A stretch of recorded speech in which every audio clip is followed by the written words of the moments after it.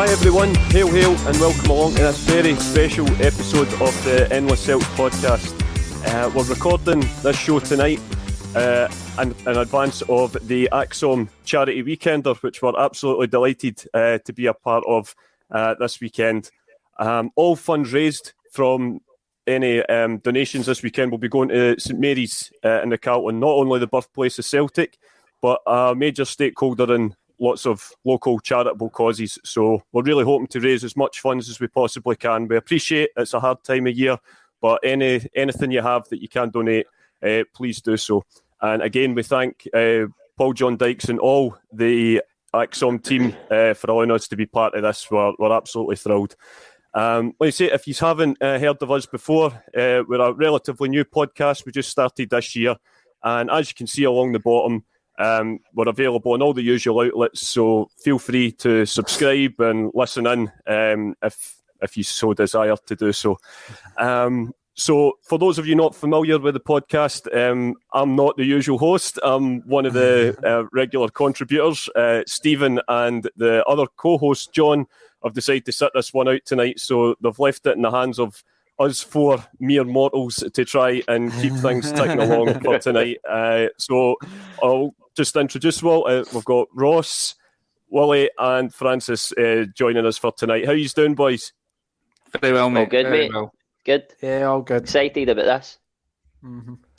Oh, absolutely. Couldn't agree more, Ross. I'm very much the same. So we had a wee debate in the group chat of what to sort of make our contribution about and what we would discuss. And after a bit of to and fro, I think we just sort of decided that in the week that these guys packed out the Hydro just for the ACSOM anniversary celebrations, we thought it quite fitting to go back over season 2000-2001, which was obviously the year that a certain Mr. Martin O'Neill took over and probably just changed the course of Celtic history in the process. But I think we'll start right at the beginning. I'll come to yourself first, Ross, and we'll sort of just kind of set the scene, as it were. You know, 1998, Celtic had stopped Rangers from winning 10 successive league titles. But Rangers responded quite forcefully with the appointment of Dick Advocaat, and Julie, going forward, won 5 out of 6 trophies available to them. And at the time, it looked very much like they were getting ready to have another crack at it. And we very much looked in the doldrums of the last league game against Rangers that season, finished in a 4-0 defeat. So to say that things were not looking rosy in the garden is a bit of an understatement. But then in the summer, 1st of June 2000, a certain Mr. O'Neill joined from Leicester City and uttered at the gates that he would do everything he possibly can to bring some success to the football club. I think he did that. Would you not agree? Aye, absolutely. He changed, like you say, changed the course of Celtic as we knew it for probably 10, 11 years previous to him coming in. That was, I was going to say it's my earliest memories. It's not my earliest memories, but it's probably my earliest good memories, barring, like, say, the Scottish Cup, where we beat Airdrie, and when we stopped the 10 and stuff. But he came in and he changed it. And I think before he came in, like you touched on the previous season, I think some quarters of the media were saying that we were 5 years behind Rangers at that point before he came in. And I think we're going to touch on it, signings and stuff. He built for the back and just, don't get me wrong, he did get backed with a fair amount of money compared to previous managers, but he used it well, and it was just he done everything in his power to bring success to the football club. And I think we all knew when he came in with his record at Leicester that he was going to be a good appointment. Just how good he was going to be, we didn't realise just how good he was going to be. It was just a great season and a great 5 years under O'Neill, really. Absolutely. I couldn't agree more. Like you say, it's not my own earliest memory either, but to to maybe coin Paul McStay's phrase, he just brought a buzz about the place. There was just something in the air from the moment he was sort of unveiled that it was a sort of signal, really, that times were a-changing at Celtic Park. And obviously, not to discount the previous sort of regimes, obviously, Dr. Joe, he maybe didn't bring silverware to the club, but he did lay some decent foundations in terms of the scouting process, obviously bringing in players that would go on to become key figures under O'Neill, like the likes of Johan Mialbi, to think of one, and obviously Lubo, and this year particularly. And also as well, for all we say, obviously the Barnes-Dalglish era was a bit of a disaster. Any sort of squad that loses a world-class talent like Henrik for most of the season, anyone would have possibly struggled. And again, the signings of the likes of Stilian Petrov and Bobby Petr also played a huge part in this season as well. But like you say, I just think there was something different when Martin came in. And as you touched to, Ross, I'll come to you next, Willie. Just regards to Ross obviously said that Martin was backed very much in the transfer market, and I think that was just almost a sign of the times, really. There's maybe generations of Celtic fans now can't really begin to imagine us spending so much money on perhaps one specific player or just how much that money would get you in the transfer market. But he went out and sort of made a few big statements straight away. He went off to the Euros and obviously brought in Jos Valgaeren from Roda, which is best part of £4 million. But his first signing, of course, was someone who's probably kind of stuck around longer than most. A club record signing at the time, a certain Mr. Chris Sutton. Kudos to obviously Celtic Park security for allowing him in the gates to sign that day. And you have to say £6 million. It was money well spent, wasn't it? It sure was. What a player, and what a signing to play up alongside Henrik. I think Henrik said himself he's played with the world's best, and him himself has confessed that Sutton was his best partner up front and the best player he played with that suited his game. He didn't have the best time at Chelsea, obviously. I was actually seeing from the Hydro interview during the week there that Sutton said that when he met O'Neill, he admired him from afar because he was a Forest fan as a boy, and Martin just pulled him aside and said, "Listen, you've had a torrid time at Chelsea. You're a much better player than that. Come on up here. I've got a vision of what we're going to do." And boy, he's turned that vision into reality. The signings he made that season, like Tomo and the gap, get him for peanuts, and he turned out to be arguably one of our greatest signings for the amount of money we spent on him. And he built that team. And at the time, I don't know if you guys see at the time. For me, it was always 4-4-2s, and O'Neill brought in this 3-5-2. And I remember younger being and thinking, we never no used to the 3-5-2, but boy, it worked. And just his whole persona and the way he was. And I don't think we had a character like that at Celtic, not for a long time anyway. Somebody that would hit the sky, jump to the ceiling whenever we scored a goal and celebrate like he was a fan.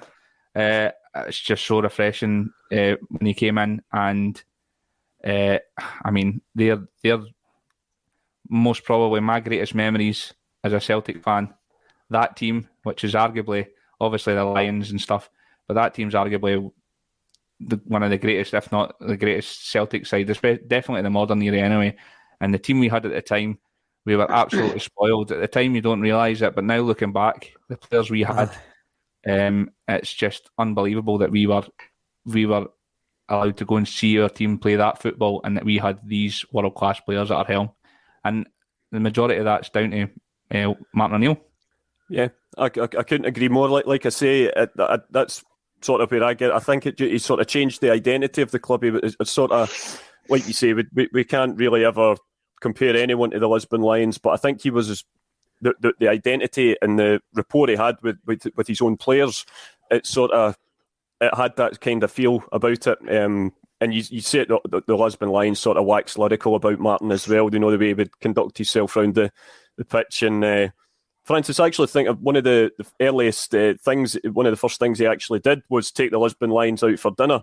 Obviously, as a Celtic fan growing up, he was a little bit starstruck. And Martin, although he's not a big drinker, did have a couple that night. And he said after the dessert, he finally plucked up the courage to go and have a wee chat to Tommy Gemmell. And he just says, "Mr. Gemmell, I'm just wanting to ask you just about that goal in the European Cup final." And apparently Tommy's reply was, "What one, son?" It's you're at that age and there's still the little bit pattered. You can't beat it. But like we say, Francis, I think that's just why we're trying to set the scene before we really kind of get into the sort of how the fixture lists and results and that went. Just trying to let everyone realise just how far behind from the previous season that we'd felt to Rangers. There was a lot of chat about even getting close to them or getting within 7-8 points would be seen as real progress. But no one could have imagined. These days, treble triumphs for Celtic these days are as common for us as, going for a loaf of bread. But back then, it'd been 32 years since Celtic had lifted all 3 domestic trophies in the one season. So no one could have predicted, even in our wildest dreams, what we were about to witness, could we?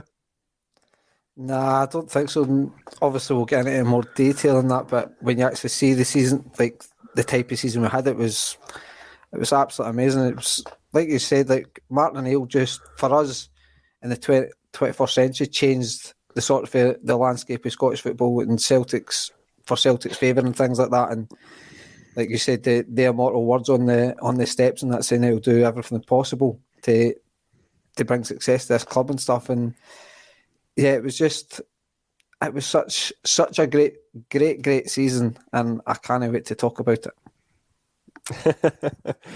Well, let's just get down to business then, shall we? So, like I say, a few signings were made sort of early doors to sort of complement the great squad of players that were already there. They were just needing someone to give them in and give them that sort of confidence. And we had a few friendlies and early times in Europe. We played Jeunesse Esch in the UEFA Cup, and Mark Burchill made history that night by scoring the fastest hat-trick in European football history, which I believe still stands to this day, but don't quote me on that. And early league for him. Apparently Celtic played on the Sunday that week, and it was an opening match against Dundee United up at Tannadice, and that partnership that was going to be proved to be so fruitful, Larsson and Sutton, with a goal each to get us off to a good start. And then we had sort of 2 very tight home games, actually. It was a 1-0 win over Motherwell and a 2-1 win against Kilmarnock after going a goal behind. And the week after that, we then go to Tynecastle in a bit of a litmus test and blew them out the park, really. We were 3-0 up after 25 minutes, and the match eventually finished 4-2. Chris Sutton sort of gave an early indication of how he was going to be just an absolute terror for defenders up and down the length of the land. So going into a certain date, the 27th of August 2000, I don't know if you guys, if it's in your brain, in your memories much, but this was, I'd say, yeah, absolutely, Roscoe, etched. The first 3 games were tight, but we got the 9 points out of 9. Sorry, 12 from 12. But Rangers had done the same. This was the first time in a long time that both sides would be lining up each other, the first derby with maximum points. Will we ever tire of talking about this game, Willie? I think it's the greatest derby game of all time, in our lifetime anyway. Some of the goals we scored and the famous Henrik goal, and it was just magic from start to finish. You couldn't believe it. It was just goal after goal after goal. And at that point in time, against Rangers, they were the dominant force in Scottish football. So for us to do that and turn them over was just unbelievable. And like you say, because of the start of the season, when Martin O'Neill came in, and the kind of job he had to do, it's pretty similar to what Andrew's having to do this year. He's came in and it's like, we're so far behind him now, and it's a rebuilding job and this and that. And we just absolutely hit the ground running that season, and the job he did was unbelievable. And one of the best managers about. You hear all the stories, you got all the smokers dinners and stuff, and the ex-players are talking about him. They're just absolutely in awe of him, and the man he was. So yeah, just magic, innit? 6-2 magic. The stuff that Celtic dreams are made of, according to Ian Crocker, Ross. I don't think any of us could disagree with that particular line of thought. Henrik's chip goal to make it 4-1, best goal you've ever seen in a derby? I would have to say so, aye. I can't think off the top of my head. Certainly, not in my lifetime, I can't think of a better goal. But aye, it was an unbelievable game. I can just remember just sitting there. Was it 11 or 12 minutes? We were 3-0 up. Yeah. For a long time before that, Celtic struggled to beat Rangers, and I can just remember sitting going, "Is this actually? Are we actually 3-0 up?" And the way it was going, you were looking at whoever you were sitting with and saying, "This could be anything here." Obviously, I mean, Rangers did come back into the game slightly. I mean, I know the score finished 6-2, but they did start to perform a bit better. I think they made it 3-1, if my memory serves me right. And then, Sutton and Larsson, just again, the partnership, the way they linked up, Sutton wins that header for Larsson to go on and score that goal. And then Sutton gets a goal at the end. And I think I have to say Larsson's second goal in that game, the header, although it was poor marking and it was a free header, he was just brilliant in the air, and that he just mastered that glancing header.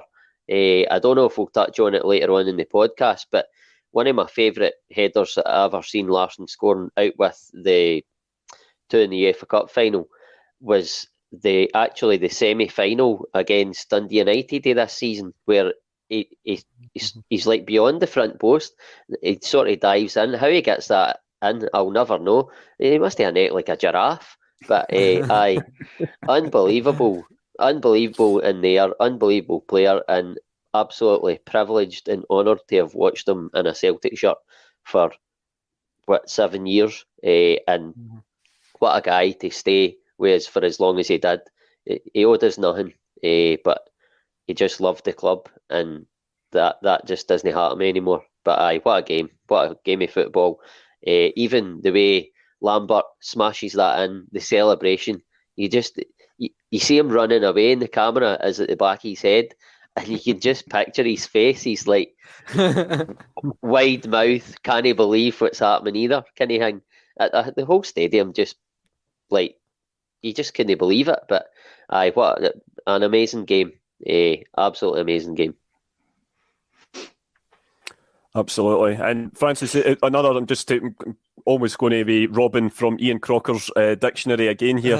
Obviously, we always talk about Henrik's 2 goals, but as we say, Chris Sutton got another 2 in that derby as well. And Ian Crocker alluded to the fact that Martin O'Neill had said when he first signed him that all he was lacking was a bit of confidence. Well, he certainly wouldn't be lacking it after that game. And he is quoted when he first came, like you say, when he was discussing with Martin.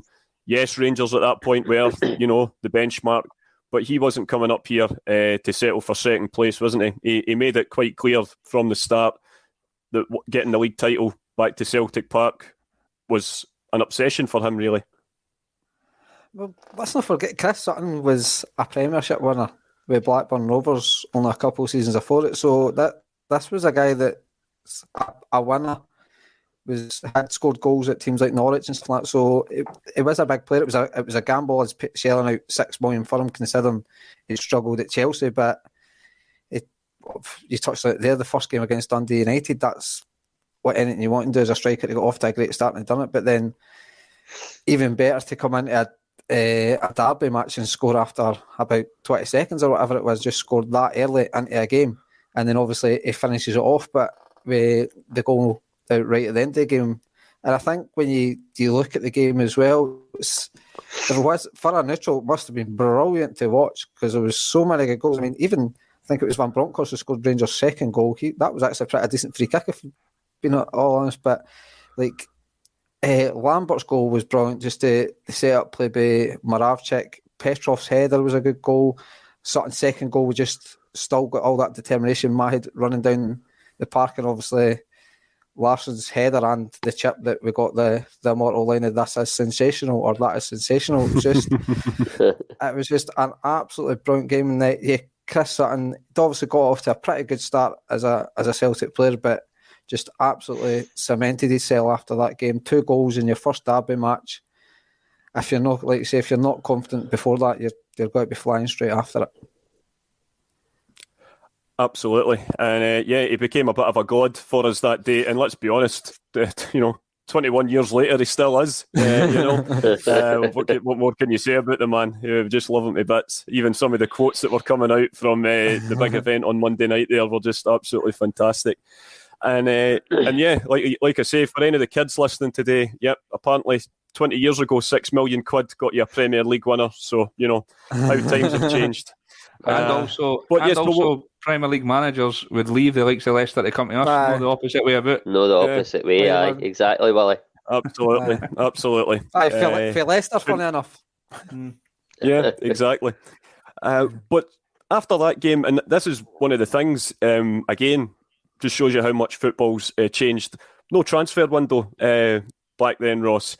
And Rangers responded in the way that Rangers often did.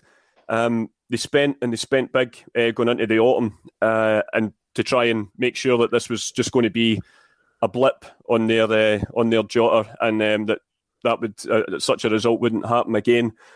And the League Cup forum started after the international break. We progressed against Raith Rovers and we racked up some decent league wins at places where traditionally in the years gone by that we struggled at, your McDermott Parks, your Rugby Parks, and just sort of keeping the points ticking over.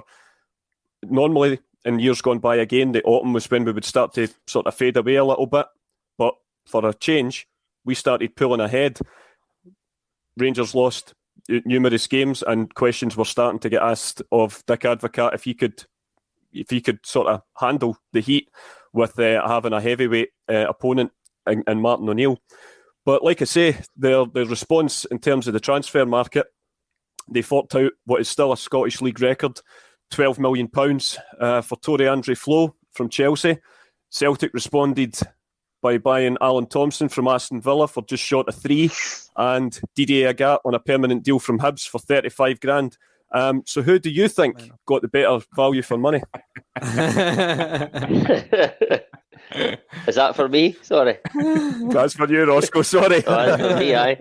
I think it's fair to say Celtic absolutely got the better value for money. No doubt about it. I mean, Didier Agathe, he came in at Hibs. I think he only played like a handful of games, and I don't know how it worked. What I can't remember, but he just looked brilliant, and we just came in and got him for buttons, and he came in and was just absolutely top class. What a player he was, and what a signing! And he just slotted right into the team perfectly. And Alan Thompson, wow! I mean. Could talk about that guy all day. Free kicks, what a left peg he had on him. So many big goals, especially in the Celtic Rangers games. He popped up with a lot. He popped up with one later on in the season, I'm sure, against Rangers. Just an outstanding signing, and it was like you say, football's totally changed. Imagine being able to bring guys like Thompson and that in midway through the season. I think he came in was it September or something like that? Yep. So just to bring guys like that in, and again, probably a proven Premier League player at the time, not a Premier League winner like Sutton, but just the type of player we were able to get when Martin O'Neill was there was just a level above what we were used to. So I mean, they were 2 maybe 5 or 6. Like, you have to say, absolutely outstanding signings who are etched in the memory right to this day. Brilliant. Absolutely. I couldn't agree more. And again, domestically, Alan Thompson actually scored in his debut in a League Cup tie against Raith Rovers, and later on in the calendar year we then knocked out Hearts with practically a reserve side to secure a place in the semi-final in the new year. But Francis, I'm just going to come to you. It did, 2-2, I think it was 2-2, and then the young boys came on and sort of stole the show. Although Lubo did get the decisive fourth goal by turning Robbie Nielsen inside out. That now I can always remember. A young Robbie Nielsen who's still at Tynecastle. So we're not going to dwell too much on Europe this year, Francis. This will probably be for a future spin-off show. But I think I just wanted to touch on it briefly because after Jeunesse we drew Bordeaux in the autumn in the old UEFA Cup. It was classic knockout. And obviously we returned to France where Henrik had broke his leg the year before. Thankfully, he came back injury-free and he got us a precious away goal. So it was 1-1 going into Celtic Park. And Martin O'Neill had his first sort of experience of a Celtic away support, a massive Celtic away support in Bordeaux that night. And he's quoted as saying that he just couldn't believe what he was seeing behind the goals, that, just the absolute sea of green and white, and sang right to the end. And kind of, it wasn't the norm for us back then. We got a positive result to take back to Celtic Park. And although the Bordeaux match ended in defeat, I always remember when Lubo scored to put us 1-0 up that night, the noise, I'd never really experienced anything like that at a European game at Parkhead. Obviously, the Champions League nights were still to come. But when you look at it that night, and we went toe-to-toe with a team that featured the likes of Christophe Dugarry and players like that, that you could almost argue that the blueprint or the green print, as it were, for Celtic in Europe under O'Neill for the following 5 years, we sort of seen the sort of early stages of that night. Even although we lost the match, we more than held our own against the top side. I totally agree. Like you say, Bordeaux were blessed with some good players and stuff, and it was like I can remember after the game as well, a lot of fans kind of hung about and cheered the team on. Not cheered the team on, but were still there. And it was just, I think everyone around the club at the time had a feeling that was something special was happening domestically, and then could see maybe, yes, we've went toe to toe with a pretty good Bordeaux team. If Martin Neal gets a couple more players in place and things like that, we could actually really be getting Celtic back to where they belong in Europe and challenging and competing in Europe. And yeah, it was sort of the early signs of it. And as we say, in the years to come, he turned Parkhead into a fortress in European nights. You were going there regardless of the opposition going. It was a surprise if you didn't get the 3 points in Europe not so long after this season that we're talking about. Yeah, absolutely. And I think the thing is as well, William, as I say, it ended in defeat, but we sort of ploughed on in the league. We did drop points, but we against the likes of Aberdeen, and our first drop points against Motherwell. But apart from that, it was really a clean slate, and we were really building up a nice little gap in the league that Rangers didn't really ever make up. And when we get to Christmas time, a certain Mr. Neil Lennon entered the fray, the final piece in the jigsaw. A lot of us would argue. It took him a while to get up. I think there was protracted sort of negotiations with Leicester, but finally, just before Christmas, he made his debut in an away game against Dundee, and it was a match that, funnily enough, we were outplayed for most of the match. We scored early doors, but then Dundee, who we can remember also at the time were big spenders, got back into the match and really were by far and away the better team that night. But then lo and behold, Didier Agathe more than repaid the 35 grand we paid for him by getting a late winner. And I think that was almost the point where you realised that this was a side, Willie, that wasn't going to let this chance of winning the league slip away from them. It was a different mentality under Martin. Definitely. Just going back, that's again, I talk about the man-manager side, and I think a lot of the players have touched on it and plenty of times before and said that he made them feel like mountains. That showed a different side to this as well. I mean, like, they were a wonderful football inside, unbelievable, great football inside, great football to watch, but they could also show a bit of dig and get through these games and 1-0 here and there. And Neil Lennon, you're bang on, was the last piece of the jigsaw. He was perfect for that formation, for that group of players, to let the guys like Agat, Petros, Moravcik get forward and not have to worry because he's covering the defence in there in midfield. And he was one of the best at it at that time. I'm sure you'll agree. Another big fee, another big signing. What a team. Like, for start to finish, first 11, what a team. And for me, I think he was probably the one that was missing in the team to let everybody. And I know Lambert was he kind of sat there, but Lennon in there, just that cover for the defence, you could just let the front men do what they do best. And final jigsaw, perfect 11 for me. I don't think you can change much in that team. Absolutely. And Ross, so again, going back to the sort of just coming up to the end of the Christmas period, but again, a strange time, the fact that season there was no New Year derby. The second derby at Ibrox was played in November, where Rangers got their probably one and only decent day out that day when they did turn us over. But we'll quickly brush over that and obviously go on to the festive period. We absolutely, it's a Celtic show, isn't it? And we basically around Christmas time we did also again strengthen the side. We signed Rab Douglas to replace Johnny Gould in goals. We can always argue Rab was a bit of a mixed bag, but more than a decent shot stopper. And again, chose Celtic over Rangers, which again we weren't particularly used to. Any time around then there was a bidding war, Rangers would usually come out on top, but Rab more or less admitted that once he spoke to Martin, his mind was made up. And we also got, and if I remember correctly, he was a inclusion in your Team 11 from the O'Neill era, but a few shows back. Mr. Vega. We got Mr. Ramon Vega, who scored 2 on loan from Spurs, who scored 2 on his debut.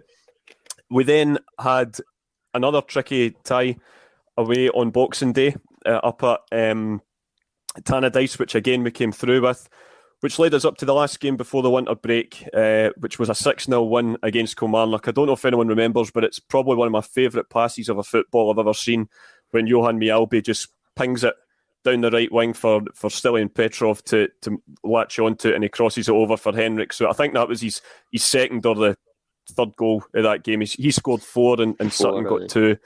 And that set us off into the winter break.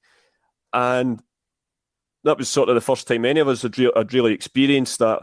But do you think a winter break and coming back just into cup action with such a lead, and that kind of helped the players just sort of say, right, we've got a semi-final already booked, the Scottish Cup's about to start, we're miles ahead in the league, it's time just to get the gas back up, foot on the gas again, or even on Rangers' neck, and just go as hard as you can? Well, I mean, you say on Rangers' neck, but I don't even think they were second at that point. I think Hibs were our closest challengers. Yeah, you might be right. Hibs and Hearts. I think Rangers overtook Hibs later in the season, but Hibs really gave a good account of themselves that season. And actually, I think they gave Celtic some of their toughest tests and individual games. I think they took a point at Parkhead later in the season. I think to touch on the winter break, I think it, as a fan, you would rather it wasn't there, because you like the games coming thick and fast every week. But as a player and a squad and a team, I think it came at a perfect moment for them. They weren't in memory, I don't think they were flagging or struggling, but just recharge your batteries. They went away out to America and played a couple of games in front of some of our fans that are in America, because again we've got a worldwide fan base because we're a massive club. But so that gave the fans over there a chance to experience the team in the flesh, recharged the batteries, got a wee suntan, and came back to go again. Absolutely. And like I say, it started off with a win in the Scottish Cup, which we then had to go to a replay in the next round against Dunfermline. We drew 2-2 at East End Park, but thankfully your pal Ross Ramon Vega did the business in the replay by scoring a couple of goals along the Henrik, and that put us into the quarters against Hearts. But more on that later. Sort of back to February time, Willie, and again, as Ross has alluded to, around that time we had dropped points against Hibs, but we did have the third derby of the season coming up against Rangers, and it was a very tight game, although it's certainly not the 6-2, but the 1-0 result was absolutely vital, wasn't it, just to keep that gap at the top of the table. And again, a break from what we were used to when it was the crunch games, when it was a narrow win so often. Around in those years, it was Rangers that would come out on top, but that time it was Celtic keeping the 3 points at Parkhead. William, you want to talk about it again? Is he froze? I'm not sure. Has he froze? Oh, he's gone, man. I think he may be off, so we'll come back to Willie. So, Franco, I'll put that question to yourself at the moment. Just sort of how important that game was to sort of just keep that 12-point gap there. Yeah, it's like the Kenny Derby match. It's always important to win it. It's always nice to win it, and I think obviously after losing 5-1 to them at Ibrox, it's maybe questions were getting asked even low. Like say we had a 12-point advantage in the league, but your mentality and that was maybe getting questions and stuff. And yeah, it was a tight, nervy game and stuff. And then Alan Thompson, just with a nice wee toe poke, scored one of many big goals and one of many big goals against Rangers. So it just really cemented us back into the flow of the sort of the league campaign to say, look, we're still here. We're not going anywhere. We're going at this strong. We're going to keep going and going and going. Just proved the winning machine that Martin O'Neill turned this team into. Relentless. Absolutely. That's absolutely the word I was going to go for us. They were just relentless, and just it was always, they were just like a machine that kept going, really, weren't they? Especially in this season. Wally, can you hear us okay? Are you back in from the... Aye. He's back from his hidden bunker. I thought you'd put it. Just like Lineker there, I needed it. I was running a bit like a duck there on the ground, just needed a wee break. I'll be back, that's me back. All right. I thought you'd put the invisibility cloak on. I'll come to you for this one as well, because just after the Rangers game, again, when we've got a bit of a gap, there's also another league game I just wanted to bring out, because again, it's just getting to that point where, as I say, we weren't used to winning leagues and just the nerves were starting to kick in. It was a midweek game, a home tie against Motherwell, where Andy Gorham, who was playing for Motherwell at the time, was just having one of those games where we just couldn't get past him. And as you can imagine, the tension in the stands was starting to get a bit unbearable. But with about 7-8 minutes to go, Celtic got a free kick about 25 yards out. And as you can imagine, from that kind of distance, it would take something special to beat Andy Gorham. But then again, if Andy Gorham is Superman, then Lubo Moravcik had kryptonite in his boots that night, didn't he? When he bent that free kick round the wall. Absolutely unstoppable to keep a 12-point advantage. It was a bit of a belter, wasn't it? Unbelievable. What a player. I'll never forget the first time I seen him in the flesh. And we played, I think it was Hearts we played. My dad took me along. And he took a corner for one side with his right foot, straight back out for a corner for the left side, and he went and turned that with his left foot. And I remember just thinking, my goodness, got him in at that age as well. What a player. Like you're saying about how the whole mentality, again, I think that's O'Neill instilling that, and the players he brought in. Everybody in that team was a leader. You had Mjalby's, Lambert, Lennon, Larson's, Sutton's, Tomos. You imagine all these guys in the changing room. If it's not going their way, they'll be tearing lumps at each other. Absolutely packed full of leaders. And I think you touched on it. Like in the past, we were mostly chasing Rangers at the time in previous seasons, and we did probably well under the pressure a lot of times. But it's just O'Neill just instilled this absolute belief in us, and like we can beat anybody on our day. And you can't forget that Rangers side is a proper side. I think they had about 90% of the the Dutch national team in their squad at the time, along with others. This wasn't just a walkover over an easy team. They were a proper side at the time. So for us to blow them away like we did, especially after the season before, I think we were 21 points or so behind the season before when Barnes was in charge. So to turn that around in one season is just remarkable.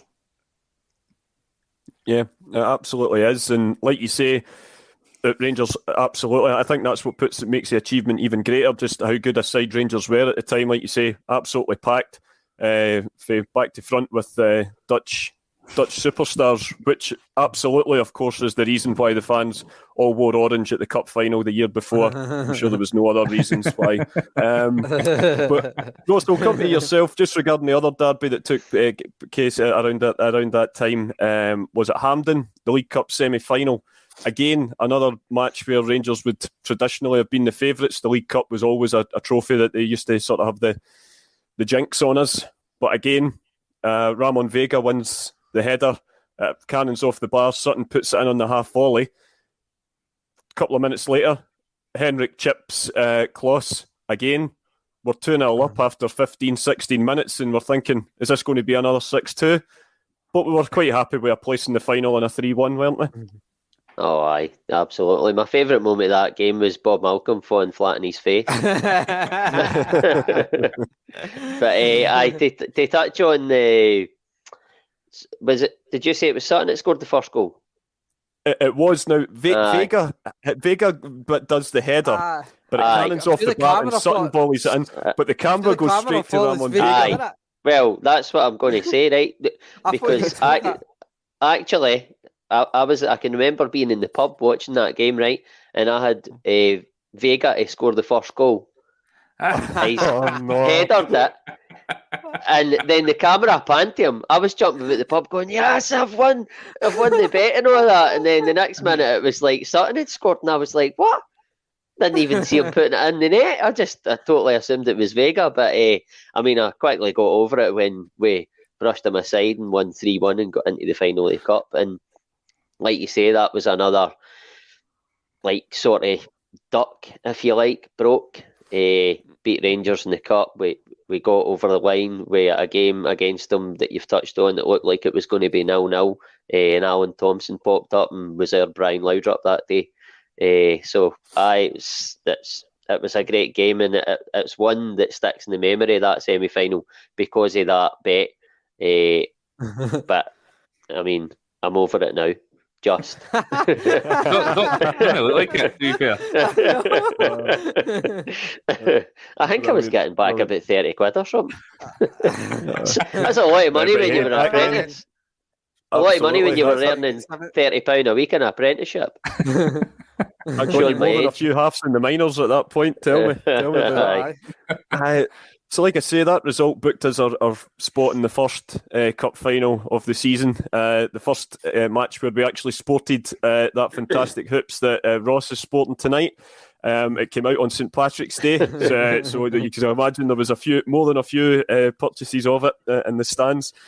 And I just wanted to, just before that match, the week before it, actually, Stilian Petrov suffered a horrific leg break, similar into what Henrik had done the year before, and that he was a player completely transformed under Martin O'Neill, Wally. So we just thought, God, is this going to derail our season as well? But you just think, again, the guy stepped in and we got the business done. But just a quick sort of thing, your thoughts on Stilian Petrov and his contribution and his transformation into a Celtic legend that season. Unbelievable. Again, I mean, I don't know where we find these guys. Ross,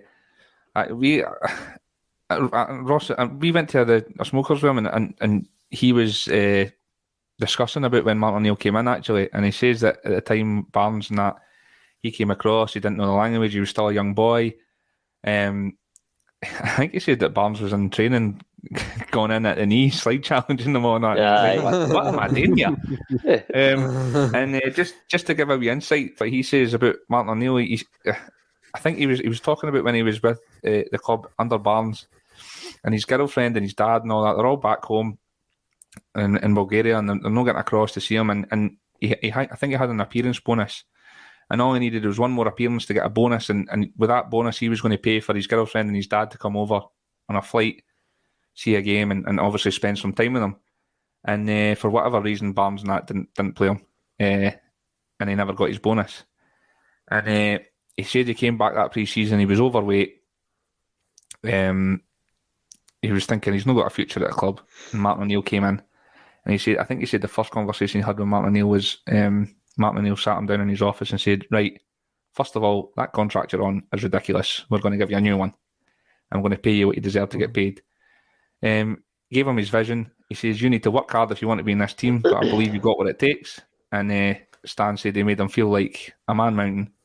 Went away, trained his arse off, and lost about 3 stone, and turned into the machine that he was that season. And what a player and what a servant he was. He could do everything in the midfield. He was tough tackling, he could pass the balls, he got in the box and scored goals, a bit like a Lampard. What a player, and what a job he did for us. Again, just another little view on how Martin O'Neill's man management turns a team. There's these players, we've seen it with Rodgers and stuff like that as well. Forrest being a prime example, looking like they're down and out, and then a new manager comes in, puts a bit of belief in them, and they just turn into a total different player. And thankfully, that's what Martin O'Neill did with Stan, and what a season he had. Absolutely. So Francis, English at a burger van. Aye, he's made his burger van. He says he want to learn English, so he just stood there and listened to what everybody was saying. Aye, that's right. You're hearing Queen's English around the burger van, absolutely. So, Francis, around that time, as I say, it was the cup final. The first of the treble was wrapped up with a 3-0 victory over Kilmarnock, where Henrik made again another wee bit of history, scored a hat-trick in the final. It was absolutely a terrific second half performance. The first half wasn't great, and then obviously Chris Sutton was actually red-carded in the match. But we got the first trophy out the way, and we just had a few more league games to go, and then we would be league champions. But just before we clinched it, to do that, we needed 9 points for 9, and we had to go up to Pittodrie, where we won again. Didier Agat, proving his worth, scored a late winner. We then scored another late winner at at Celtic Park against Dundee in the midweek to set up the league championship clincher. Before the split, as I said, that was the first year that the split was happening. And 20 years later, I'm still trying to work out what the point of it is, but that's for another show, no doubt. But believe it or not, the game was actually on Sky Box Office that day. That's how confident Sky were, how good we were at the time. We commanded a slot on Sky Box Office, and it was a match against St Mirren.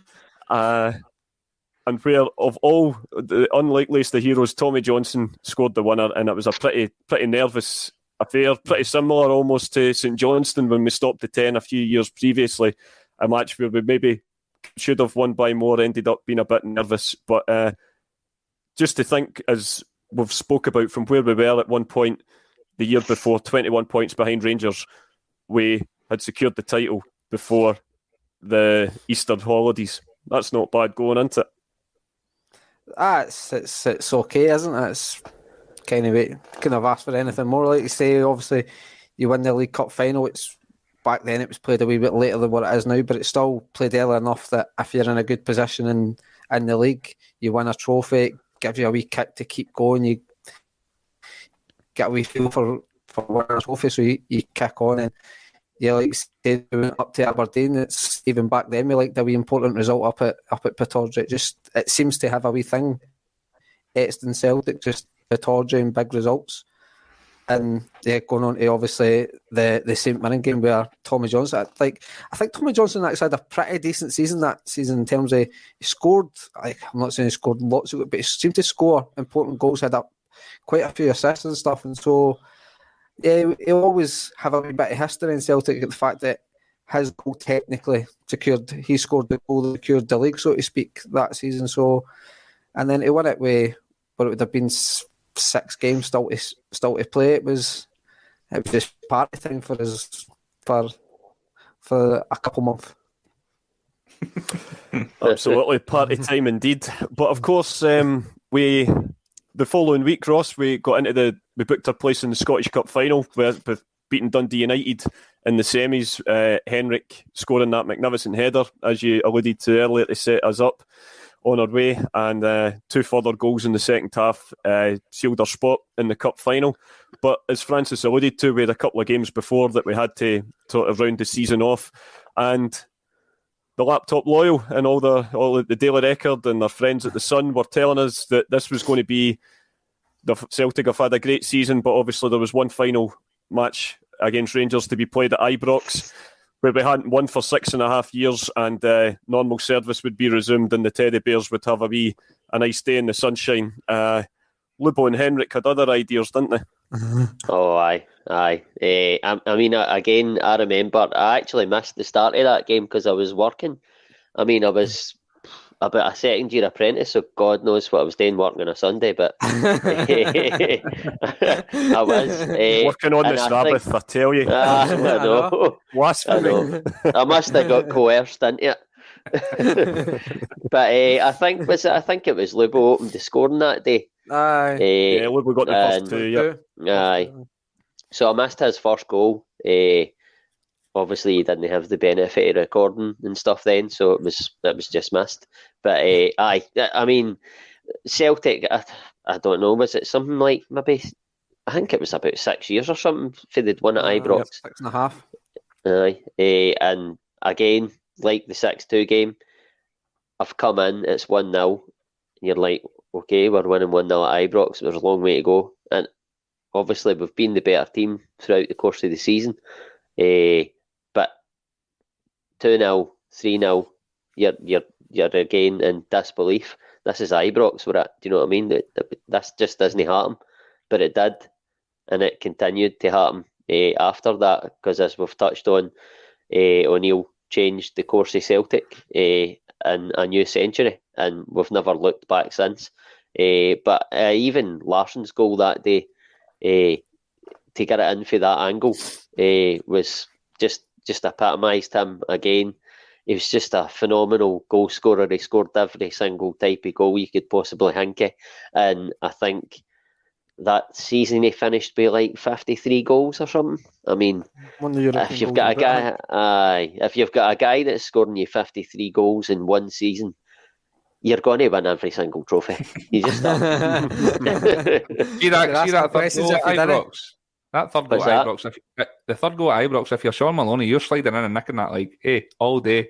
Aye, absolutely. He'd have got pelters, but he'd have got pelters. I didn't care. No way. Henrik, you've got 52 goals. I'm nicking this one. Maybe he couldn't reach it. Three short legs. I think it was it's just the way that all the players went up to the Celtic end that day, just giving it big licks. It was just, they just knew that nobody was getting close to them in Scotland that season. It was just absolutely perfect. And Wally, I'll quickly go to Henrik just before we touch on the cup final and we wrap up. Just a sort of special mention about Henrik. Like you say, European Golden Boot winner that year. The guy just had everything. And I've often said this when we were in the pub. Obviously, around the top strikers in Europe that time, obviously Michael Owen won European Player of the Year that year. But Thierry Henry hadn't, sort of peaked at Arsenal yet. Ruud van Nistelrooy hadn't signed for Man United. Raul maybe was the top dog at Madrid. Barcelona were having their barn years. You may be thinking Martin Palermo at Boca Juniors, who we all used to sign on Champ Manager. But I can't really think of... you wouldn't have swapped any of them for Henrik, wouldn't you? The guy was just an absolute god. Unbelievable. I think the reason he's not winning these sort of titles is because of the league he was in and the club he was at. Let's not forget, I think, for the Golden Boot, I might be wrong. We might look a dafty here, but in the Scottish, was it not like a point system for each goal? In the Scottish league, was less points than it was in Serie A and English Premier League and that. So to still go on and win that that's even more mind blowing. We could do about 25 podcasts just on Henrik Larsson. What can you say about the player that's not already been said? And We've touched on that in our podcast before, and for me, more than anything, more than the talent, more than the player, more than the hard work he was, it's the loyalty to stay at the club. And when he talks about it, how his family was settled, he was happy, he was on a good contract, he was playing European football. Why would he want to go anywhere else? Why would he not want to play in front of the best fans in the world? That is not something that happens in the game nowadays, and it wasn't something that happened in the game back then either. What a player, what a person. I'm just absolutely privileged to being able to see him in the flesh and be able to enjoy him playing at my football club for as many years as he did. It's just an absolute joy and privilege. Absolutely, well, I'll absolutely second that. I'm sure the boys would as well. I just think sorry, Frank, about that. I was going to say, just as well Vim knew about that wee clause in the contract there. Oh, absolutely. I mean, Wim Jansen, there's another one we could do a show on. You know, he turned up, stopped the tent, signed the king, and left the building. You know, what a boy. Absolute legend. Mic drop. Catchy. Ross, just to round off, we had a couple of league games after Rangers. A couple of them were actually, we lost a couple of the last two league games, believe it or not, at Kilmarnock and Dundee at home. But I think we can, I'm pretty sure we can forgive the boys for that, because we had a Scottish Cup final to prepare for against a team, like you say, who gave us all sorts of issues that season in Hibs. And again, just like in the League Cup final, we ran out 3-0 winners. Henrik didn't quite equal Dixie Dean's record of scoring a hat-trick in a League Cup and Scottish Cup final in the same season, but he did score two cracking goals, along with Jackie McNamara, who scored when he came on. And our first treble in 32 years was secured. It was a special day, wasn't it? Oh, God, I can't mind much of that day, to be honest with you. I think I was going on. I was nearly 18, so I was. I enjoyed myself. I was breaking the law. I was breaking the law, man. I didn't care. We'd won a treble. It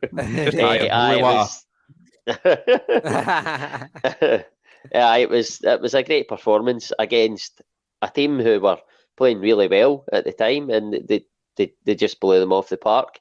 Henrik Larsson, once again, outstanding in a final. 5 goals in 2 finals. Unbelievable effort. He just was a big game player. And Jackie McNamara, brilliant finish. And he was outstanding for Celtic that season, along with everybody else. And again, he was a player that was already at the club, and they brought in all these great players, and he just slotted in and didn't look out of place amongst them. It was what a day, and it was in the sun. Just brilliant. Absolutely, all Hampden in the sun, yes. Indeed. And like you say, boys, those memories is something that will last with us forever. And it certainly didn't prove to be a one season wonder, because Martin, in the 5 years he was with us, 3 league titles, 3 Scottish Cups, a League Cup, and of course that magical season where we made it all the way to the UEFA Cup final in Seville. More of that on another podcast, I'm sure. Maybe Ross will take the reins for that one, I think. But just to sort of round off, as I say, I agree, it was just an incredible season. Something, as I say, we're so used to Celtic being successful now, but it was something that we weren't overly familiar with at that point, and it just sort of changed the mindset. And like you say, in the years after that, we went from being a team that were at the start of that season were just hoping to get close to Rangers to make it a bit of a competition, and within 3 years we were in a major European final. If that doesn't cement legendary status, I don't know what does. And I think it's quite fitting, like we touched on earlier, that those guys, that sort of band of brothers, as Chris Sutton alluded to them, named them, 20 years later, they packed out the Hydro at the just a couple of nights ago there. It just shows you, whilst no team may will ever probably eclipse the achievements of the Lisbon Lions, our generation of supporters, for us guys, those treble winning heroes are probably our version of them, aren't they? Oh, most Definitely. It's- Oh, I didn't even know who that was to. Sorry, Wally, go. Sorry, boy. Oh, It just- do you know what? I didn't. It was probably just for any number though. the team is and like you said, we've had much success since then. Some wonderful players come through the doors at Celtic. Some wonderful football played, and many managers after them have done wonderful jobs as well. But in my lifetime, there's not a team come even close to that team that Martin O'Neill built, especially in that season and the year after. From back to front, just absolute warriors, and the likes of Moravchik, who for me was just unplayable in his day. And a team with a king in it. There's nobody beating that team. What a job he did. And you're absolutely you're bang on, Willie, because like we as we spoke about that when we did the sort of the two generations, we were pretty much in agreement that team would have had the Invincibles on toast, So that kind of just shows you just how good they were. Absolutely, and as I say, as you touched on earlier, guys, we've got a similar rebuilding job this year, with a certain Mr. Postecoglou being tasked with the responsibility. We don't know how the season's going to unfold, but let's just say for what we've seen so far, we're very happy, and here's hoping in 20 years' time when we're doing this on some sort of 3D imaging, because when we're on the top of the podcast pile, we'll be talking about how good this season ended up being as well. But that's for another day, I'm sure. But in terms of the podcast tonight, for our contribution for ACSOM, that's pretty much us, and we can only thank Martin for giving us and the players for giving us the memories to talk about. Have you enjoyed this wee trip down memory lane tonight? Yeah, loved that. Cannot believe it's 20 years ago. Cannot believe it's 20 years. Makes you realise how old you are, Wally. I know. But by the way, 20-year-old top still fits like a glove. Aye, that's because we all wore like triple XL back then. It needed to be baggy. Don't take this away from me, Wally. Well, if it makes you feel any better, mine doesn't fit quite as well. I can see that. Cut glass with the things. He's been a petrol. One of you guys might be able to confirm this rumour, right? See the top Willie's wearing? There's a lot of rumour going around the time that Henrik designed that for Umbro when he was off with his leg break. Do any of you know if that's true or not? I don't know. No, I've never even heard that. I've heard the rumour that Henrik designed it. And listen, if he did, he'd have a career in fashion as well if he hadn't been a footballing god, because it's one of my favourite ever away tops as well. Henrik but no, I think Henrik uppercut. Possibly. I'll believe anything when it comes to Henrik. You know me. I'm sure he hit a horse with an uppercut once, and that's how giraffes were created. What do you mean? Is that not true? Like, I've got hundreds of folk that story. But no, guys, honestly, thanks very much. You have been absolutely brilliant. It's been a great wee trip down memory lane, and we've absolutely loved doing this for, like I say earlier, the ACSOM Charity Weekend. This will all be going out over the weekend of December 4th and 5th. There'll be lots of other podcasts getting involved, lots more content, so check it out when you can. And also, if you can, please donate what you can to the charity. And hopefully that'll just make a lot of vulnerable people's Christmas that little bit easier to get through. But that's us for tonight. So thanks again to the boys. And all the best. Cheers.